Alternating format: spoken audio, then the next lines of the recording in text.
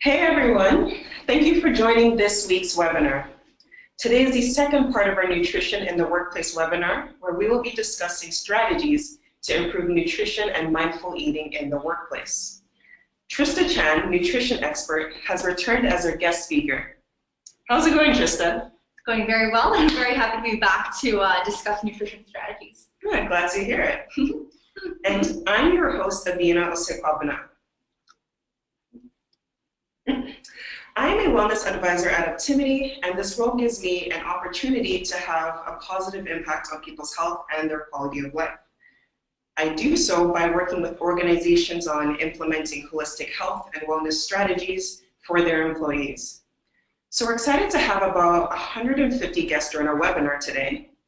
But as we're still waiting for everyone to arrive and settle in, let's take a minute to go over logistics.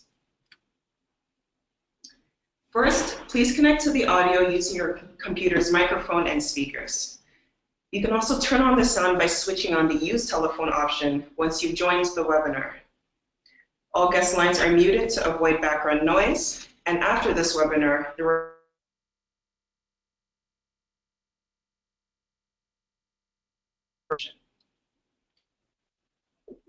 So just to provide a little information about Optimity, it is a digital wellness platform that helps employees be successful of life and helps organizational leaders understand the pain points of their employees' health. So it is a fully integrated solution with mobile apps, wearables, and an online portal, and you can compete against your friends while being rewarded for your healthy behavior.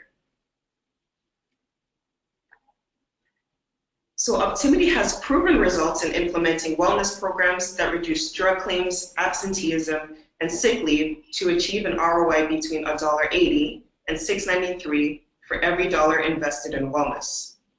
Our clients are able to run more initiatives faster and easier and effortlessly coordinate between multiple work sites. Our cohesive wellness portal provides you with a database to drive your decisions on how to adapt your programs to get better outcomes. So some of our clients include PwC, Ontario Centers of Excellence, CST consultants. And for each of them, we were able to dramatically change the way that they deliver wellness and report their ROI. So today we have an info-packed webinar where we will be giving you some strategies that you can take back to your organization. I'll be introducing Trista to you shortly and handing over the floor to her, so she can share some strategies and useful checklists to get positive health.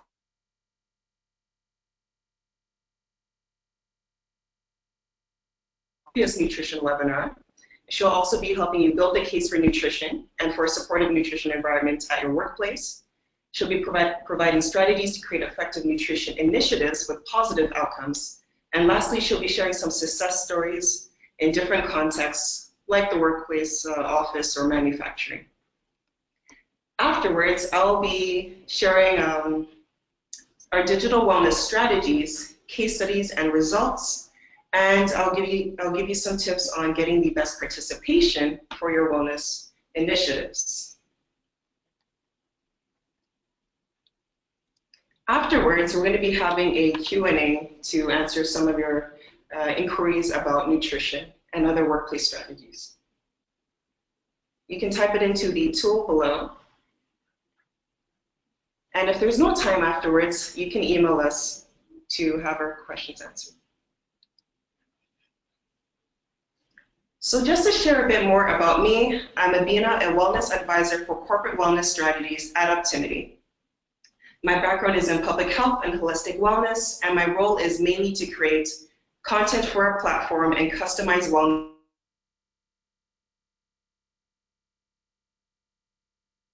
companies. So now I'm happy to introduce Trista Chan, who is a colleague of mine, a certified nutrition professional and a work but preventative health was her passion, so she branched out to explore holistic health in a workplace setting. She is certified in both nutrition and workplace wellness program development and works with clients to share best practices and nutrition strategies on running effective health programs. So now I'm going to hand the floor over to you, Trista. Thanks for having me, Abina. So before I get into a quick summary of our part one of the nutrition series that we held last month, I'm providing a link here where you can access the actual recording, just for you to keep on file if you don't have it already. So I started off last month's webinar just providing some benefits on proper nutrition and healthy eating. So it helps provide energy, prevents many chronic health risks, diseases, helps you decrease your stress, improve your mood, and even leads to social connectedness. I also broke down nutrients found in food into two different categories. The first one is macronutrients. So there's carbohydrates, which is used for an energy source. It's found in whole grains, quinoa, oats, sweet potato, fresh fruits. There's proteins, which really help with muscle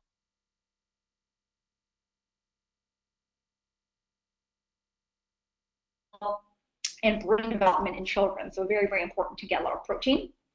This is found in lean meats. It's found in eggs, beans, and a lot of vegetarian sources as well, like the beans, pulses, legumes, seeds, nuts, and soy. And finally, there's a lot of fats that are very, very important. They often have a bad rap, but it helps with heat insulation. It helps you with temperature regulation, hormone production, and it even helps you absorb several of the other vitamins and nutrients needed for you. So it's found in the form of olive oil, in avocado, walnuts, almonds, seeds, and olives. And the second main category is micronutrients. It's a variety of vitamins and minerals found in several different foods, and the main way to get to your proper balance of micronutrients is if you eat a variety of different types of foods. So just eat the rainbow is what I like to tell people. I also, last month, I gave 5 tips for an overall healthy eating. So these are just general principles to follow on a day-to-day basis. Number 1 is to go for whole grains when possible. Number 2 is to load up on vegetables and fruits, whether that's adding, some broccoli into your oatmeal, whether that's adding some chocolate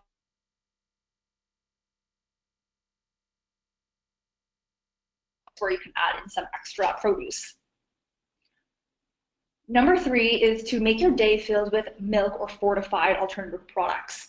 So these are packed with calcium, and oftentimes, as we get a little bit older, especially for women, in which calcium is very, very important for, we tend to forget about incorporating these into our diet, and it's very important for bone health and the prevention of osteoporosis.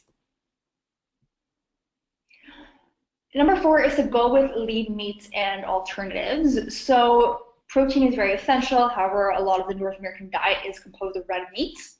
So try to choose the leaner meats like chicken, turkey, fish, and alternatives, and choose healthier fats. So it's that olive oil and those walnuts that I was speaking about previously.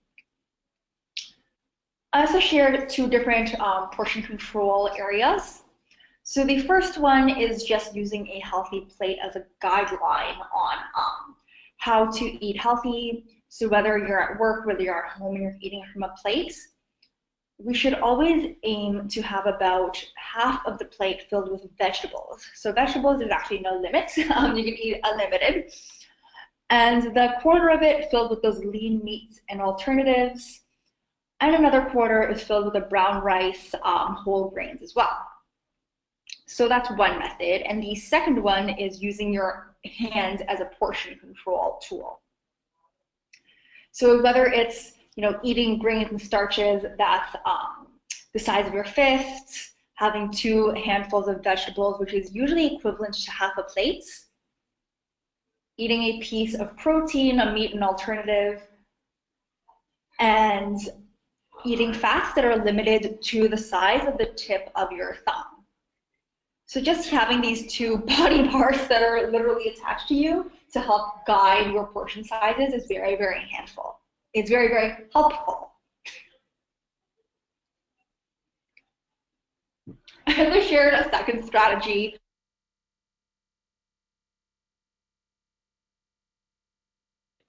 is through meal planning. So asking yourself what your food mood is, so what types of meals you want, or maybe incorporating your favorite recipes and creating a grocery list. So staying very organized through planning. And the second one is actually preparing. So maybe setting aside 2 hours a week, that's non-flex time. For me personally, it's Sunday mornings to afternoons. Prepping everything, dividing to storage and labeling refrigerate so that all your meals and your snacks are within reach, easy to go. So not only are you saving time, money, and even just like headaches,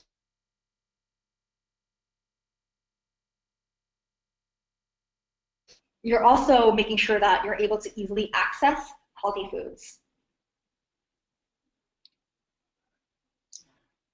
And finally, my last strategy and the last part of the summary is to practice mindful eating. Sitting down and being attuned to your food, giving it your undivided attention, because too often we're on our phones, we're on Netflix, or even reading a book, something like that is considered a distraction. So really eliminating all of those, sitting down, asking yourself why you eat, when do you feel like eating, what you're putting into your body, how do you eat it? Are you a fast eater, a slow eater? Do you enjoy? How much do you eat? Do you stop when you're full? And where do you invest your time? So by asking yourself these questions, you're able to really get in tune with your body and really be able to recognize your internal cues. So over time, you'll be able to realize maybe that you don't like, sugary, refined foods as much as you thought you did. Maybe you'll be able to stop eating when you're full versus when the food is gone, and it just makes you more aware of what you're putting into your body.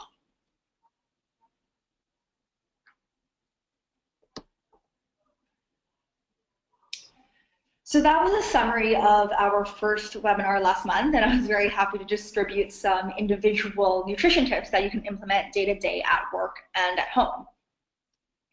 So from that, we actually had a very massive amount of positive responses to the session. Nutrition is a very relevant topic to overall health and wellness, and we even had some feedback regarding the contents. So thank you if you're one of the participants who gave me some feedback in order to give better content. I listened, and we've tailored this webinar to focus more on nutrition strategies, specifically within the workplace context. So first and foremost, the question is, why do we even need to create a supportive work environment?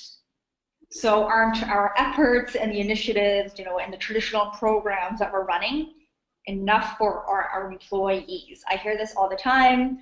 I actually used to be a wellness coordinator, so I did a lot of traditional programs as well that focused mostly on nutrition education.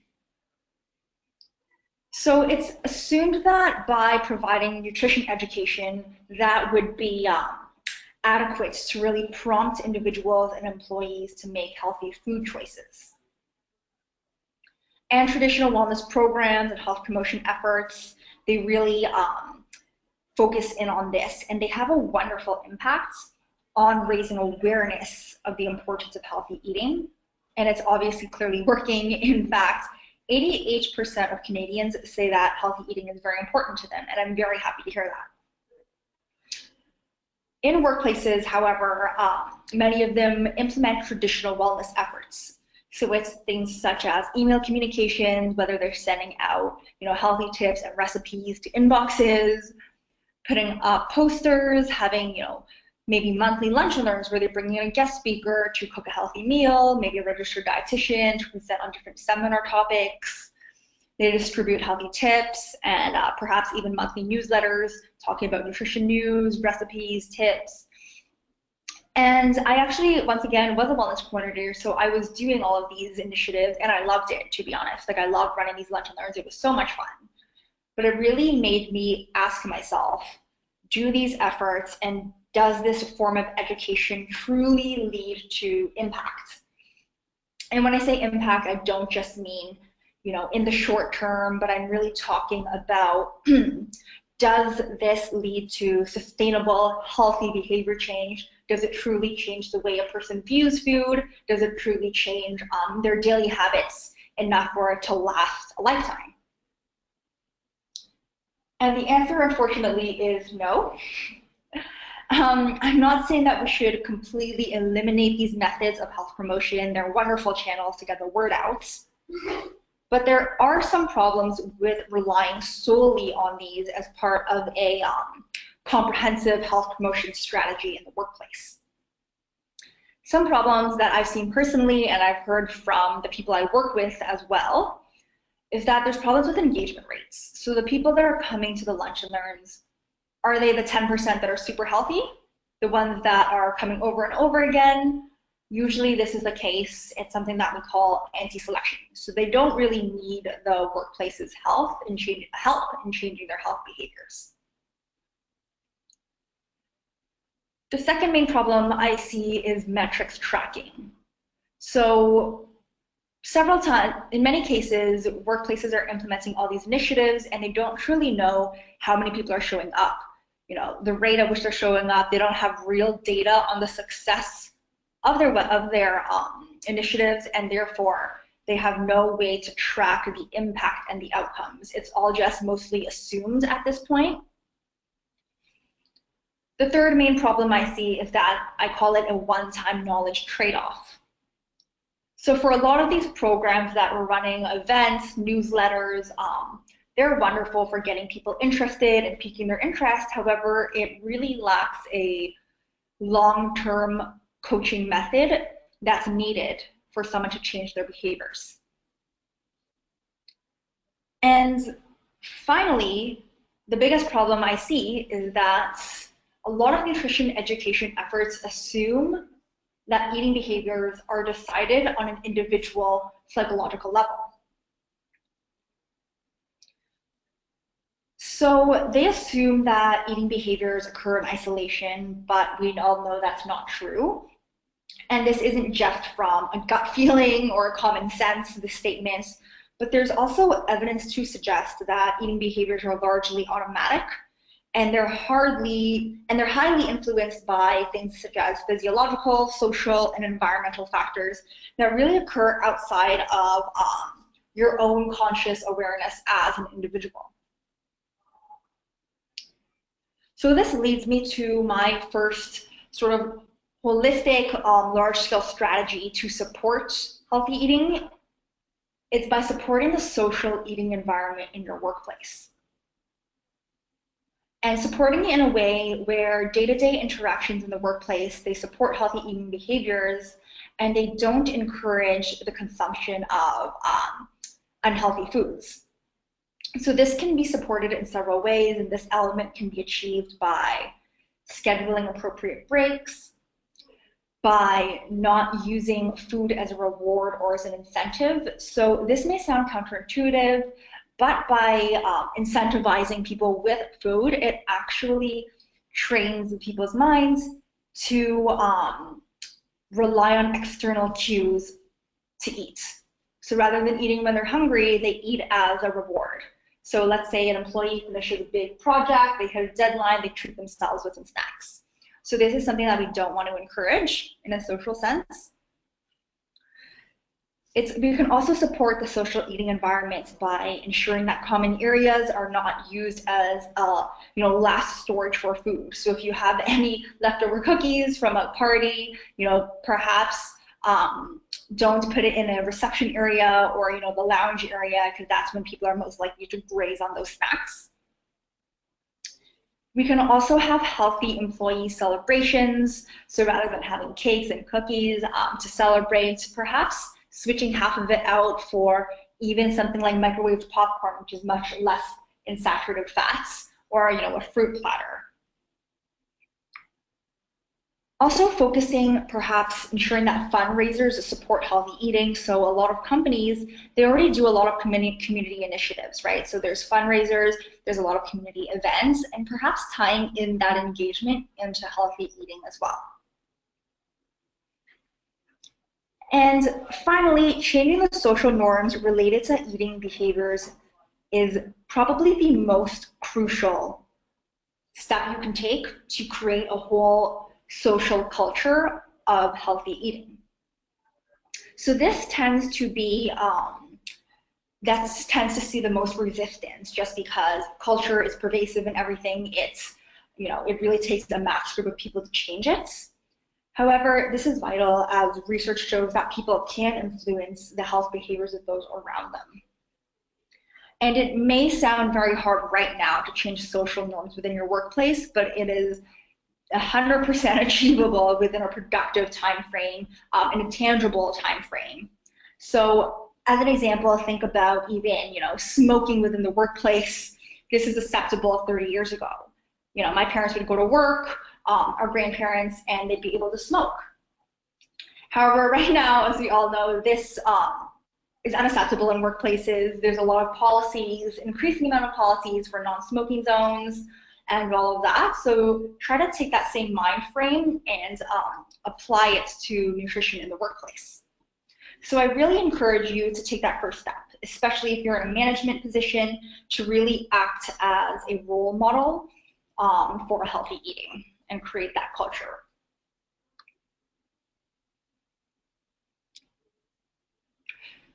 So the physical work environment can also be a powerful driver of employee eating behaviors too. So although employees ultimately decide what to eat, they're the ones putting the food in their mouths, the foods that are available and sold in the workplace can greatly influence their selections. So a healthy workplace nutrition environment exists when a workplace consistently promotes healthy eating, and not through just education, like I was saying, but they must do it through actions as well. So the workplace must go beyond just purely educating employees and really sort of, walk the walk and remove the barriers that make it difficult for the employees to adapt to these new behaviors. So I actually got these 9 essential elements from the Ontario Society of Nutrition Professionals. And they're a group that develops strategies, initiatives, and tools to support Ontario workplaces, shares best practices and new developments in the area of specifically workplace nutrition. So they have a workplace nutrition advisory work group, and they've come up with 9 essential elements to create a healthy workplace nutrition environment. They are listed for you here, so don't worry about having to do any screenshots, trying to scribble it down right now. This webinar is being recorded, so you will be sent this resource at the very end.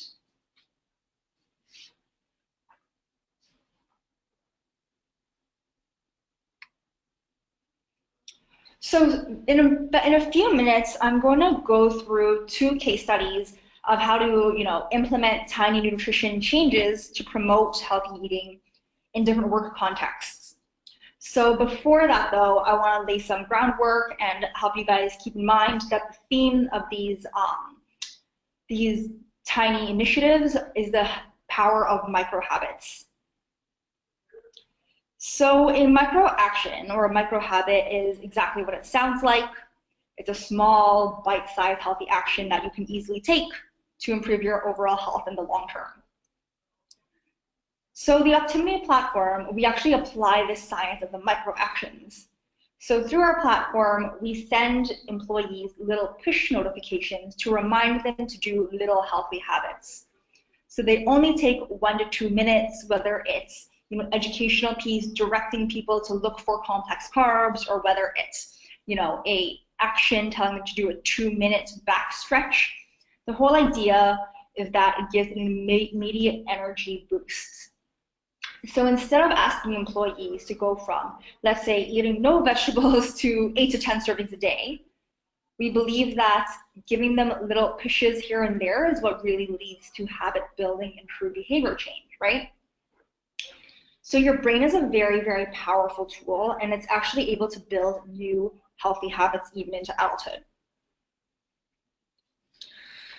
So it's about taking baby steps, integrating them into your employee's workday. And research has shown that doing a small habit change for 30 days straight will and can cause your brain to actually reorganize itself, altering its pathways and cementing these habits, these new healthy habits. And this phenomenon is called neuroplasticity. So in addition to the ease of doing little micro changes here and there, we find that incentives are also a very powerful tool.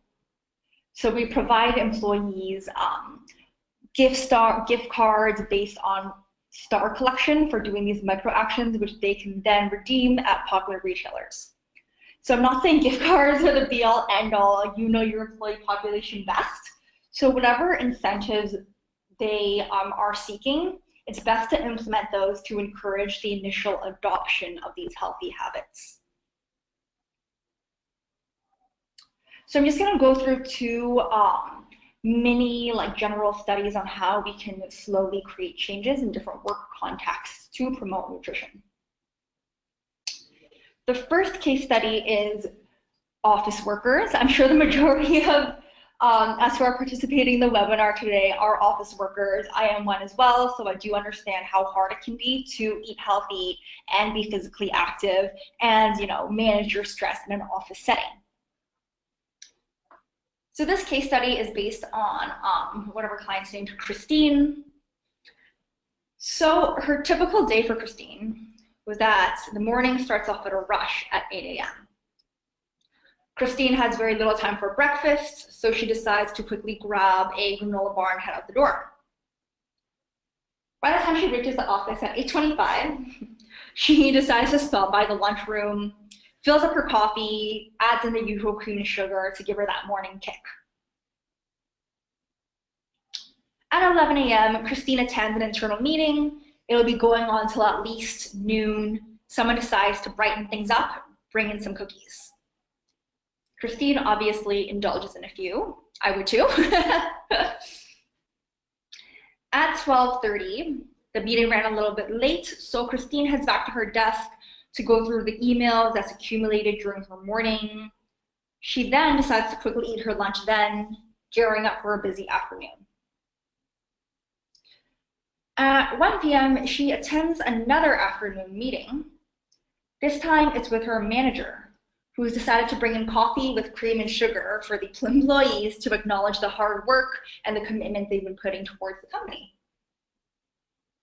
Very wonderful, on a side note. And then at 3 p.m., Christine is starting to feel a midday slump. However, her colleagues